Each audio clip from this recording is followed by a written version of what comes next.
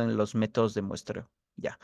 Primero, unas aclaraciones sencillas que se vio la semana anterior, antes de empezar ya con lo que viene siendo los métodos de muestreo. La semana anterior les había definido qué era una muestra y qué era una población. Una población que era un conjunto de objetos. Un objeto es un elemento o un algo que puede tener varias características. Una población está conformada por varios objetos y a su vez una muestra es una porción más pequeña de esa población. ¿Ya? Entonces, como ya les había explicado qué era una población, una muestra, ahora sí vamos con lo que viene siendo los métodos de muestreo. Y para ello tenemos las razones para realizar un muestreo. Ya.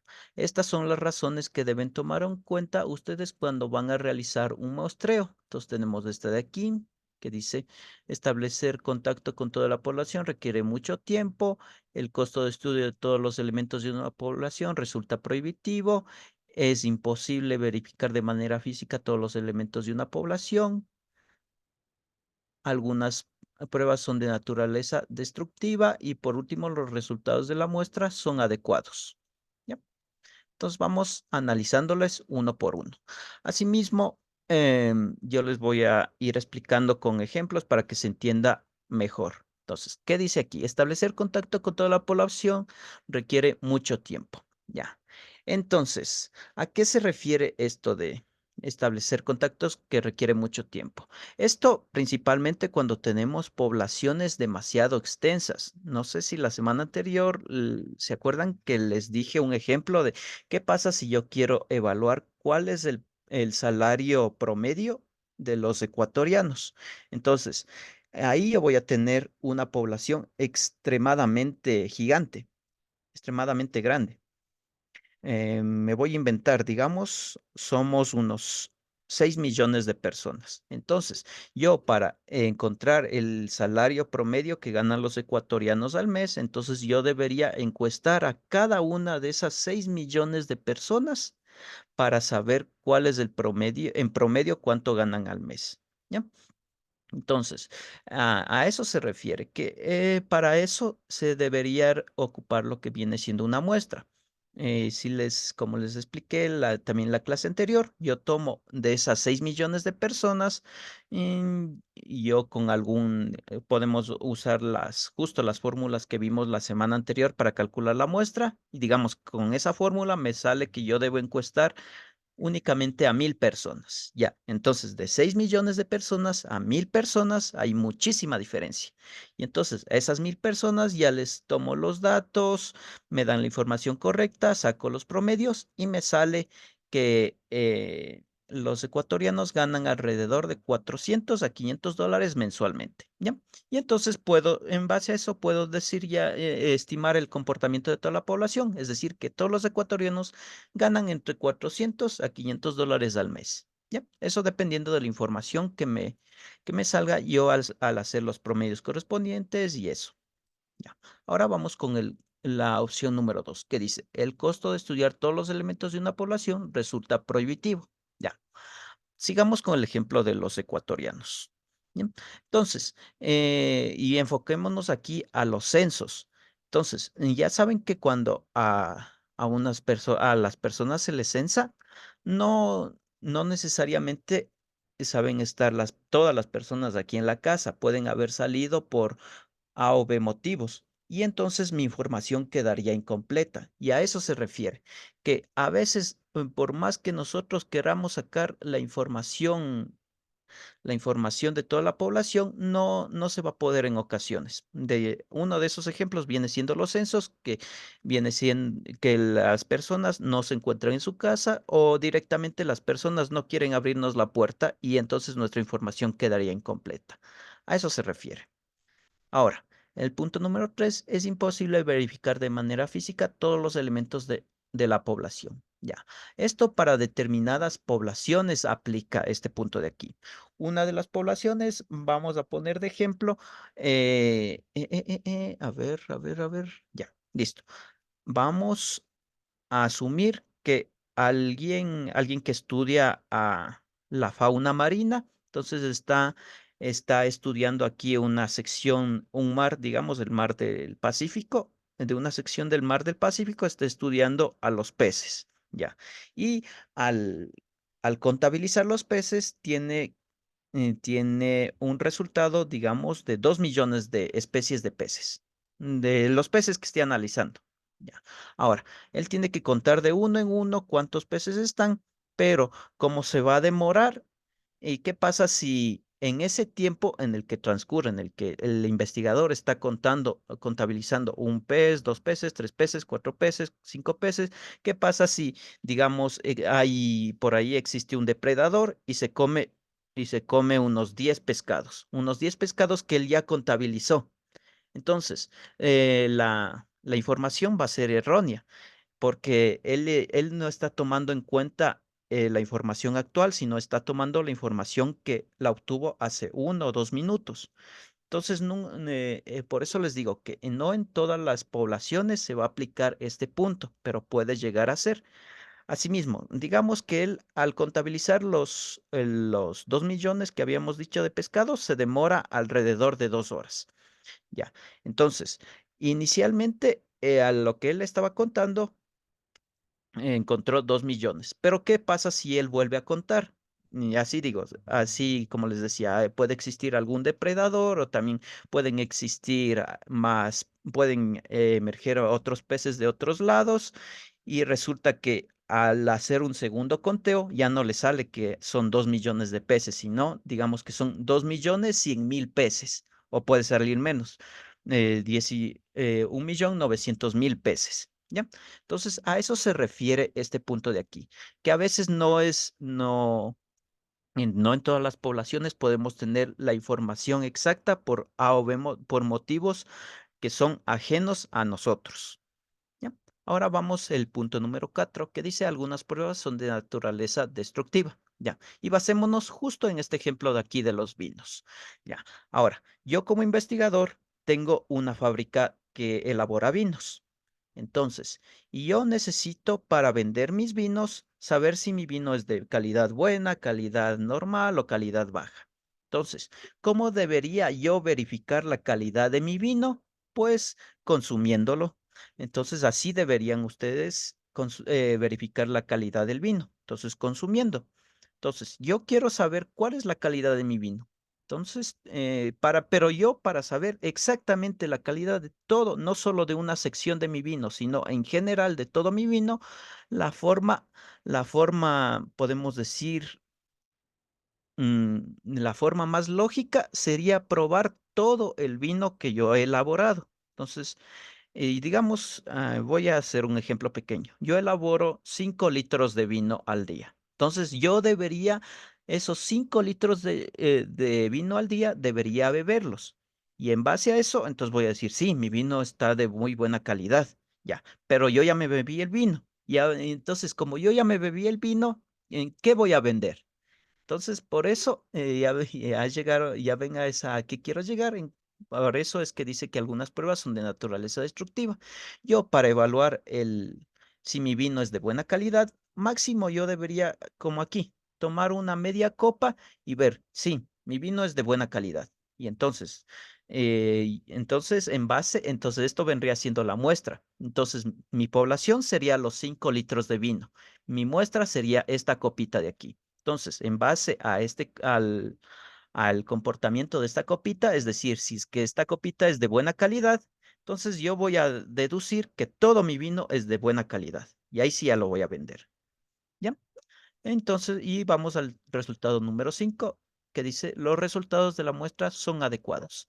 Y prácticamente es lo que les mencionaba la semana anterior, que los resultados de mi población de mi muestra, me informan sobre cómo se va a comportar mi población en general. Justo el ejemplo de los vinos. Yo me tomo esta copita de aquí y ya puedo saber si toda mi población, es decir, si mis 5 litros de vino son de buena calidad, son de mala calidad o tienen la calidad normal. ¿Ya? A eso se refiere. Yo solo con esta pequeña muestra, yo ya sé que toda mi población tiene ese mismo comportamiento. A eso se refiere el punto de aquí. Y por eso es que se recomienda hacer las muestras porque primero ahorran tiempo, recursos y, Es mucho más factible hacerlo y los resultados, bueno, aquí como dice, 100% iguales no son. Podemos decir que son 99.9%, eso sí, pero nunca van a ser 100% certeros. Ya saben, si ustedes quieren resultados 100% certeros, deberían evaluar a toda la población. Pero aquí, si ustedes lo hacen aquí en el vino, después ustedes qué van a vender. Entonces, no hay, en todas las poblaciones no pueden ustedes analizarla por completo, sino deben analizar una muestra, pero los resultados van a ser muy parecidos al 100%. No van a ser 100%, pero se van a parecer bastante. ¿Ya? Entonces, esos son los 5 razones por las que uno debe realizar las muestras. Ahora vamos con los tipos de muestreo. Para ello, primero me dirijo aquí justo en esta sección de acá. Existen dos tipos de muestreo, los que vienen siendo los probabilísticos y los no probabilísticos.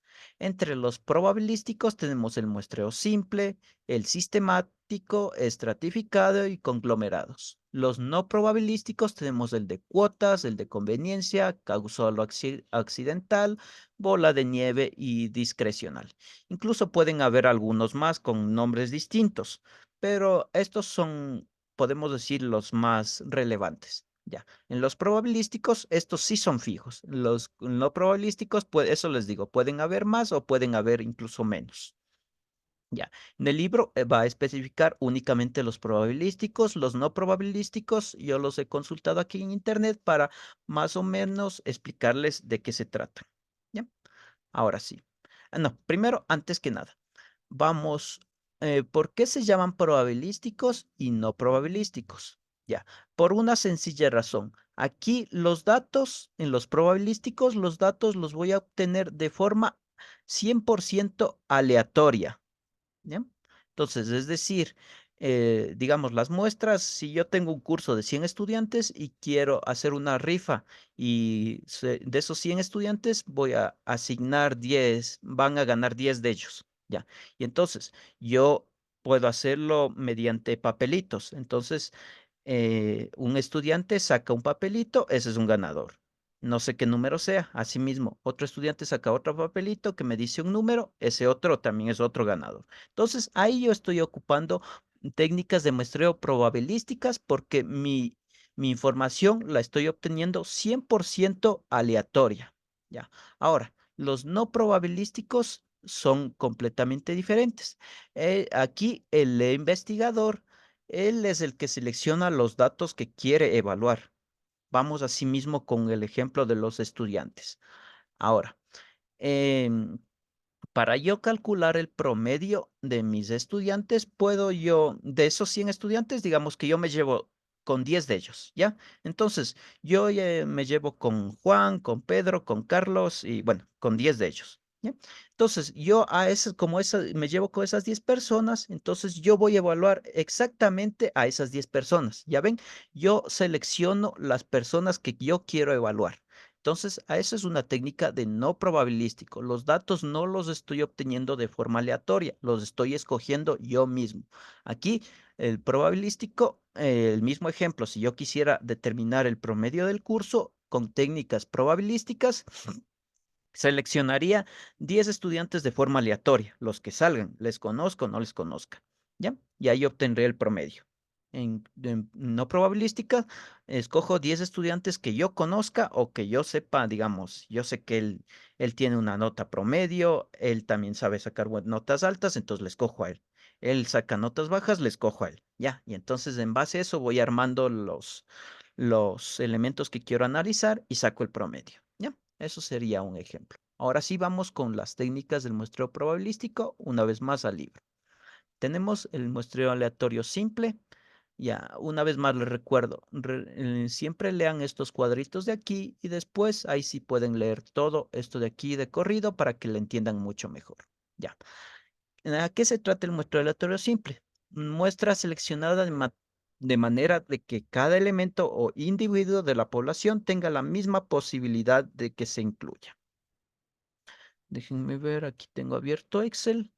Ya. Entonces vamos a asumir que mi población Mi población es de 100 estudiantes. Ya. Entonces yo les voy a enumerar a todos mis estudiantes, les voy a enumerar del 1 al 100. Ya. Entonces el muestreo aleatorio simple sería esto. Poner aleatorio entre 0, no, es 1 a 100. ¿Ya? Entonces, ya. Aquí me salió 55. Aquí, ya. Entonces, ven, va cambiando. Yo no lo estoy escogiendo. Eso se va generando de forma aleatoria. ¿Ya? Entonces, a eso se refiere el muestreo aleatorio simple. Que de mis 100 alumnos, yo voy a seleccionar, digamos, yo quiero seleccionar una muestra de 10 de ellos. Entonces, yo los selecciono de manera aleatoria. Puede salir primero el 43, después, digamos, puede salir el 7, después el 100, después el 95 y así. No sé en qué orden vayan a salir, pero de esos, de mi población que son 100, yo quiero una muestra de 10 de ellos. ¿Ya? A eso se refiere. Otro ejemplo podría ser lo que les decía, una rifa. Yo estoy rifando 3 premios. El premio 1 consiste en un televisor. El premio 2, un microondas. El premio 3, dinero en efectivo. Ya. Y mi población o mis participantes vendría siendo mis alumnos, digamos mis 100 alumnos. Entonces, cada alumno va a tener la misma probabilidad de sacar el premio, el primer premio, el segundo premio y el tercer premio. ¿Ya? A eso se refiere el muestreo aleatorio simple. Ahora sigamos con el siguiente muestreo, que es el muestreo aleatorio sistemático. Entonces, en el muestreo aleatorio sistemático se selecciona un punto aleatorio de inicio y posteriormente se elige cada késimo miembro de la población. ¿Ya? Entonces aquí tenemos el muestreo aleatorio simple. Déjenme aquí ponerle una línea nomás, son así nomás. Más rápido lo hago de esta manera. Ya. Ahora, esto lo voy a copiar acá. Listo. Ahora vamos con el muestreo aleatorio sistemático. ¿Qué decía? Leámosle una vez más. Dice, se selecciona un punto aleatorio de inicio y posteriormente se elige cada késimo miembro de la población.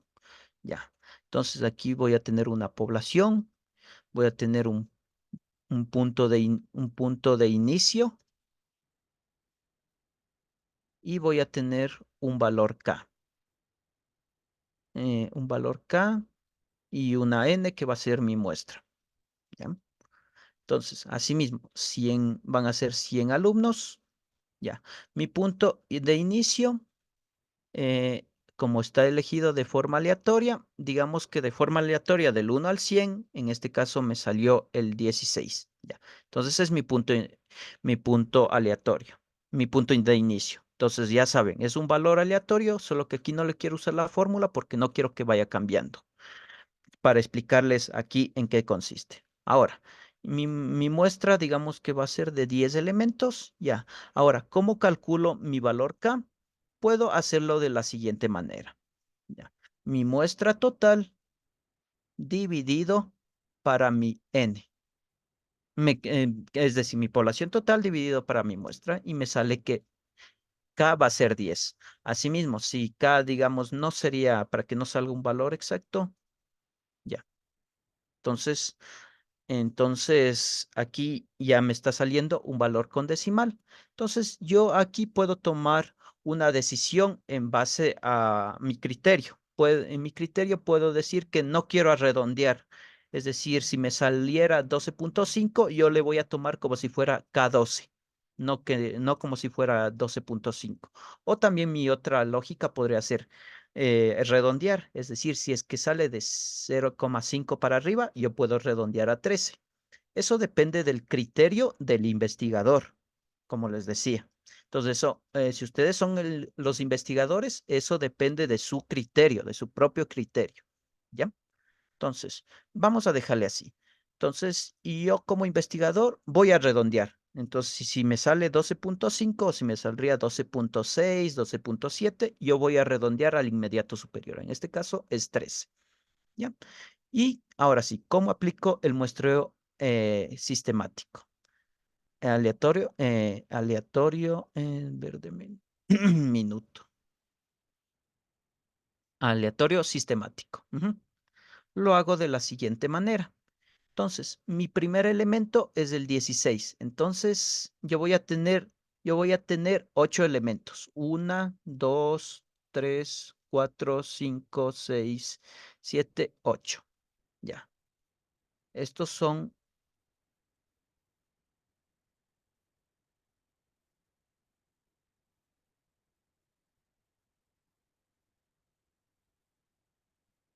ya. Estos son, mejor dicho, mi n. Mi n está conformado de 8 elementos, mi muestra. Ahora, mi primer elemento dice que es, aquí está, inicio en el 16. Ahora, ¿cómo saco el segundo elemento? Ahí me voy a fijar en el K que yo obtuve, en este caso es 13. Entonces, a mi elemento, para sacar mi segundo elemento, le voy a sumar 13 más 13, es decir, 16 más 13. Aquí quiero ponerle fijo, fijo y fijo. ¿Ya? Entonces, mi segundo elemento va a ser el número 29. Ahora, mi tercer elemento sería el número 42. Mi cuarto elemento sería el número 55. Y mi siguiente sería el 68. Y así hasta llegar al 107. Ya. Pero mejor, yo quería que se pase para explicarles esto de aquí. Como ustedes pueden ver, yo en mi población solamente tengo 100 elementos, no tengo 107 elementos. Entonces, aquí, ¿qué debería hacer? Entonces, debería restarle 100. Esto menos 100 me saldría 7. Ya. Entonces, mi octavo elemento va a ser el número 7. Yo no, como les digo, una vez que llega al 100, yo debería iniciar de nuevo mi numeración desde el número 1, es decir, 1, 2, 3, 4, 5. Mi numeración sería 99, 100, 1, 2, 3, 4, 5, 6, 7, así otra vez hasta llegar al 100. Una vez que llega al 100, otra vez 1, 2, 3, 4, 5, 6, 7. Ya. Como aquí me salió 107, me quedo con el 7. Y ese sería mi elemento número 8. Entonces, así se calcularía el tipo de muestreo sistemático.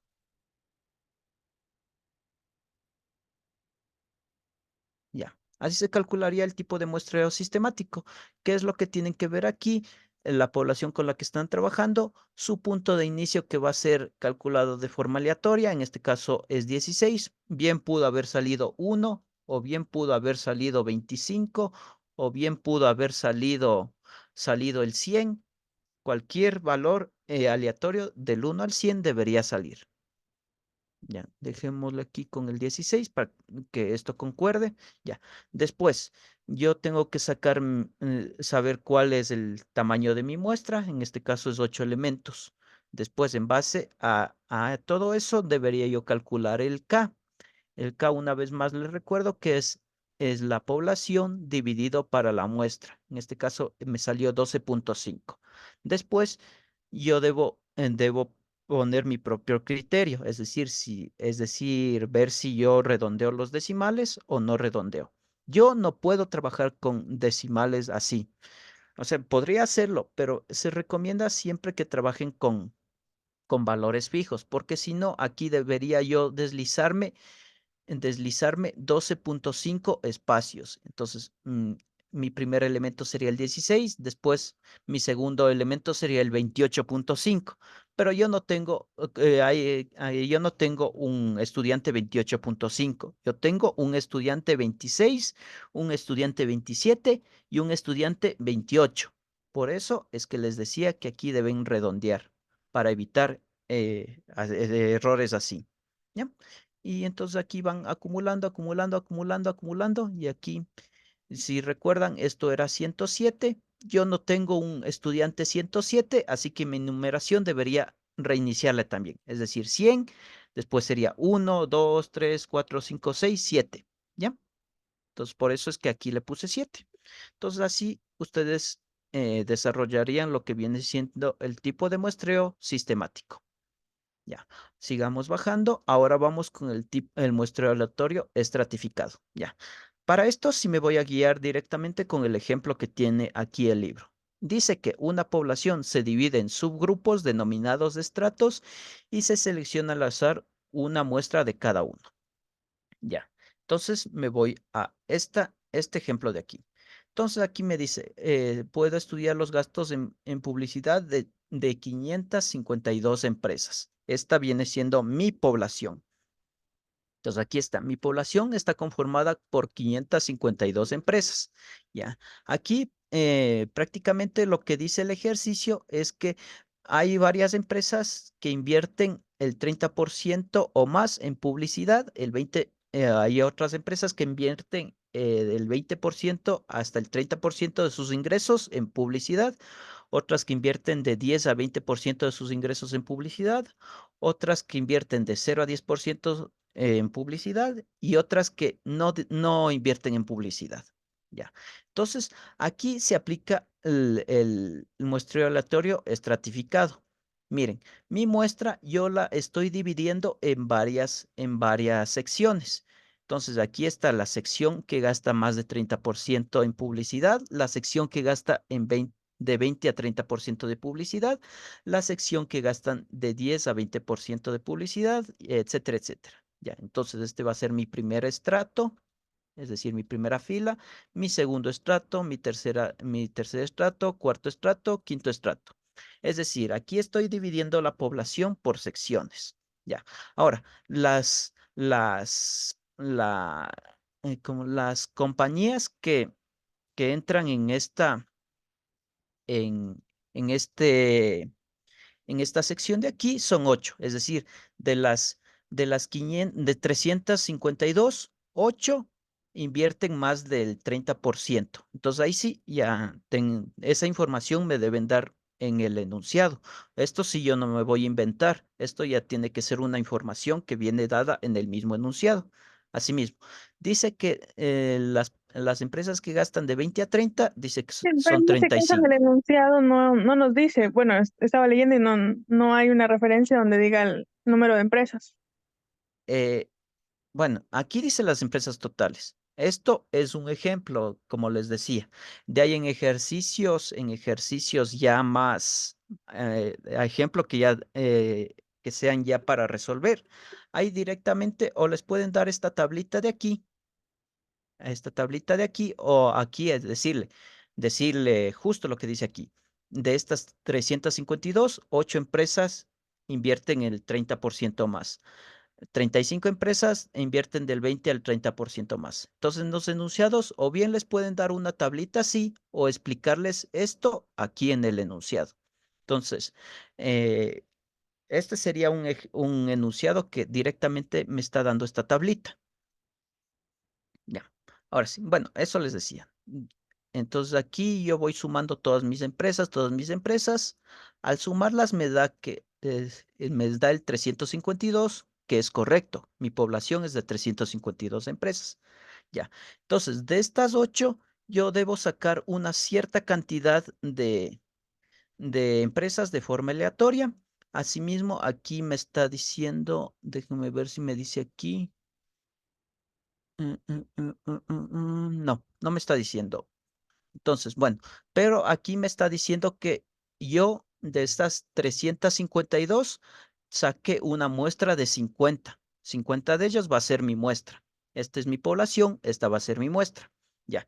Entonces, para eso yo debería ocupar lo que viene siendo la frecuencia relativa, y en base a eso saber de estas 8 empresas cuántas debería yo sacar de forma aleatoria.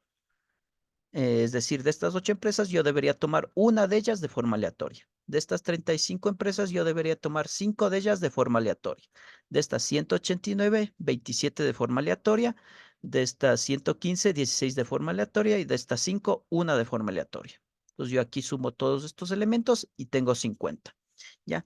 Y aquí, como ustedes pueden ver, sí, claro que yo dividí la información por secciones, pero los datos meramente los que yo voy a evaluar los estoy tomando de forma aleatoria. como les decía, de estas 8, yo debo tomar una de esas 8 de forma aleatoria. Entonces, por eso es que esta sigue siendo una técnica de muestreo probabilística, porque a pesar de que yo dividí a mi población en varias secciones, la información de la muestra sigue siendo aleatoria. ¿Ya? Entonces, así sería un ejemplo de un muestreo aleatorio estratificado. Como les dije, saben darle directamente toda esta tablita de aquí y, y ustedes únicamente deberían sacar aquí estos valores de esta fila de acá. ¿Ya? Ahora, vamos con el siguiente tipo de muestreo, lo que viene siendo los conglomerados. Dice que la población se divide en conglomerados a partir de los límites geográficos naturales u otra clase. A continuación, estos se seleccionan al azar y se toma una muestra de forma aleatoria con elementos de cada grupo. Ya. Entonces, bueno, cuando ustedes lean muestreo de conglomerados, siempre va a ser referencia a mapas conceptuales, a mapas información gráfica. Elementos representados de forma gráfica. ¿Ya? Mejor, eso, así mejor, digamos. Son elementos representados de forma gráfica. Entonces, supongamos que esto es Ecuador. ¿Ya? Aquí tendríamos a Quito, aquí tendríamos a Guayaquil, aquí a Loro, aquí a Loja, etcétera, etcétera. ¿Ya? Entonces, al igual que el muestreo estratificada, ven que mi población ya la estoy dividiendo en varios estratos o grupos. Entonces, este sería mi estrato 1, mi estrato 2, estrato 3, estrato 4. Y de esas, de esta sección de aquí, digamos, aquí habitan 1000 personas. De esas 1000 personas, asimismo, yo, dependiendo de la muestra, debería yo analizar, digamos, 10 de ellos. En esta sección debería analizar 5 de ellos, aquí una de ellos, aquí 3 de ellos y así, etcétera, etcétera. Como ustedes pueden ver, es exactamente igual al muestreo estratificado. La única diferencia es que aquí la información me están dando de manera gráfica. De aquí porque igual la estoy dividiendo en pequeños grupos y de esos grupos yo voy a obtener una cierta cantidad de elementos de forma aleatoria para poder evaluarlos. En sí, esa es la única diferencia entre la estratificada y la conglomerados. ¿Ya? Y hasta ahí terminaríamos con lo que viene siendo los tipos de muestreo probabilísticos. Como ven, la información se obtiene, mejor dicho, los datos que yo voy a analizar, los estoy obteniendo 100% de forma aleatoria. Ahora vamos con los no probabilísticos. Esos no están en el libro, por eso es que me estoy guiando de esta página de internet que tiene algunos de ellos. Aquí tenemos el muestreo por conveniencia, que dice, el muestreo no probabilístico por conveniencia es aquel donde el investigador realiza la muestra, seleccionando individuos que considere accesibles y de rápida investigación. Un ejemplo puede ser un investigador decide realizar un estudio sobre la opinión de un profesor en un aula determinada al utilizar el muestreo por conveniencia. Conforma su muestra con los primeros 5 alumnos de la lista del aula. Ya, entonces así también, mire, aquí está poniendo otro ejemplo. Entonces, otro ejemplo, los datos los está eligiendo él. Entonces aquí el investigador dice que elige los 5 primeros alumnos, que ellos le evalúen. ¿Ya?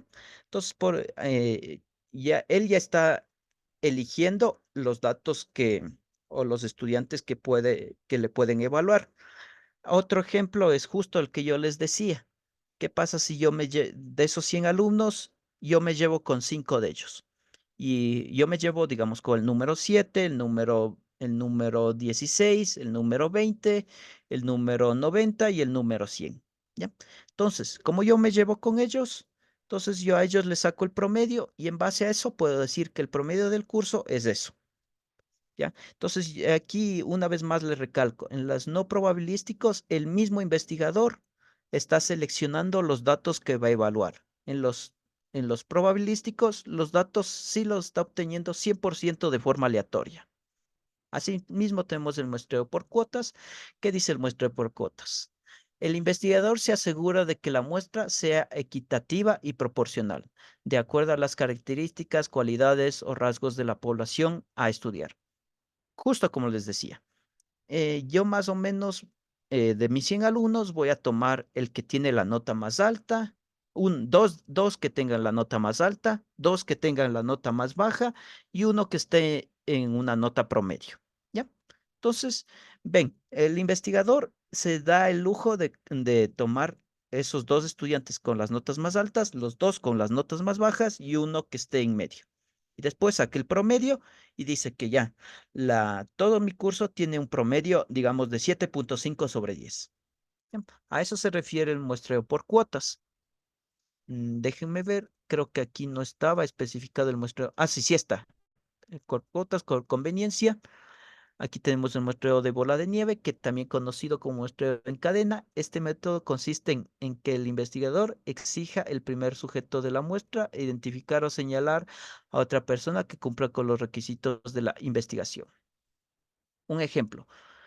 Un investigador decide realizar una investigación cuya muestra la conforman individuos de una rara enfermedad.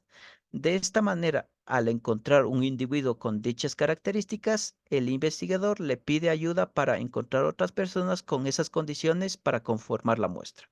¿Ya? Esto sí me parece un ejemplo bastante explicativo. Entonces aquí me dice que mi primer elemento lo elijo yo. Ya. Y después a mi siguiente estudiante, si nos vamos a los estudiantes, entonces yo me llevo con uno de ellos, con el número 7. Ya. Y después le digo al número 7.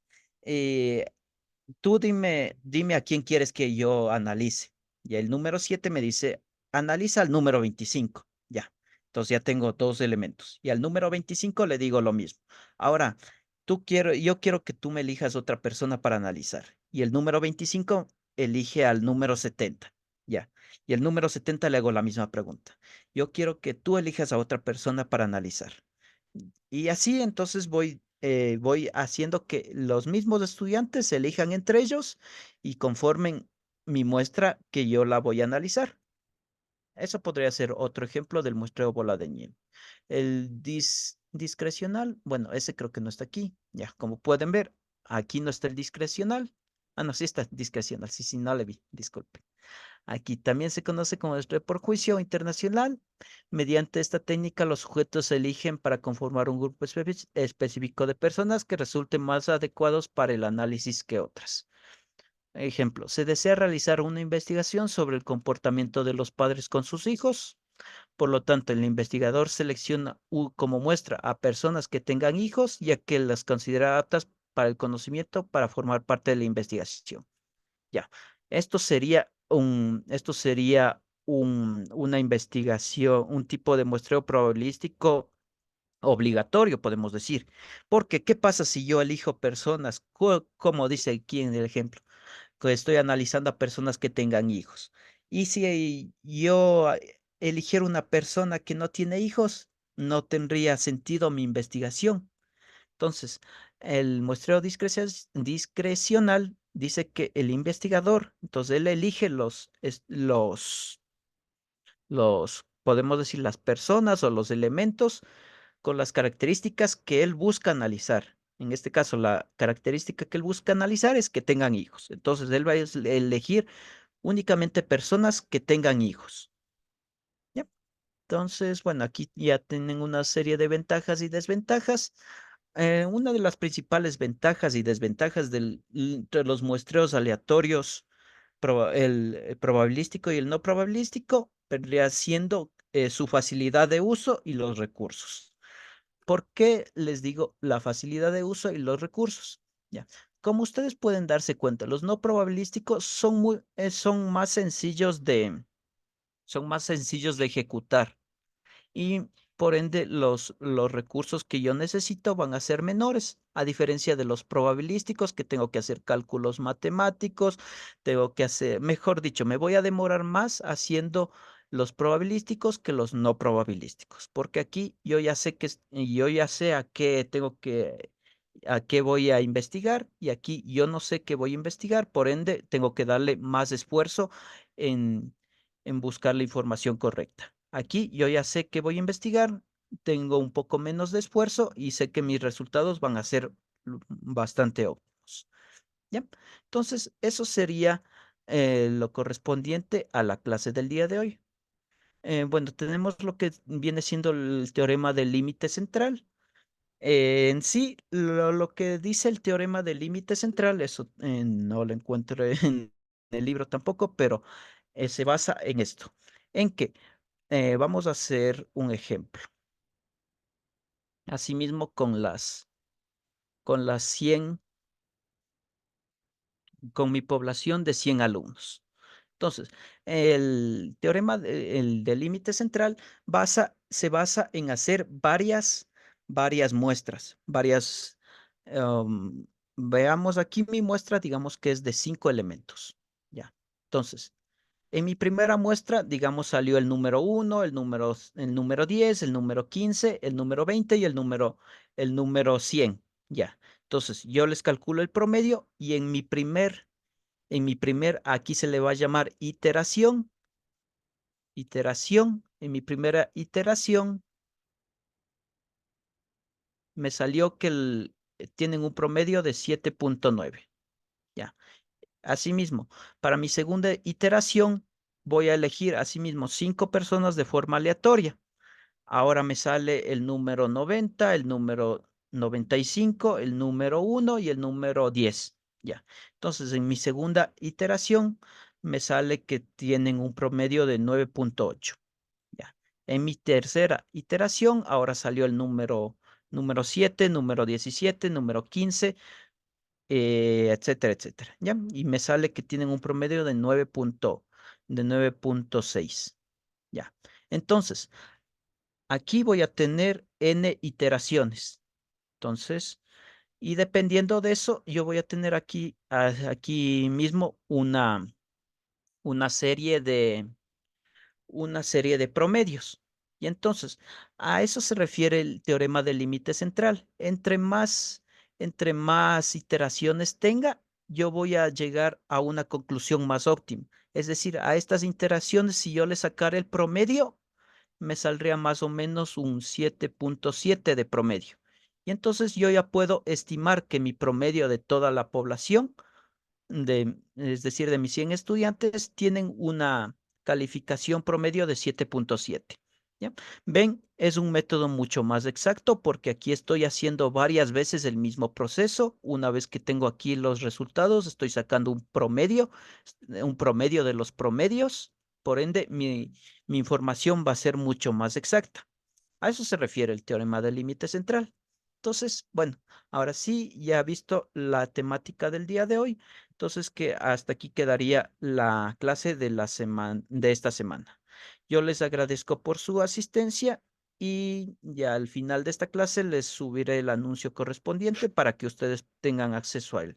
No hay actividades de aprendizaje evaluadas, así que estén tranquilos, muchachos, no se estresen todavía y ya nos veríamos la siguiente semana.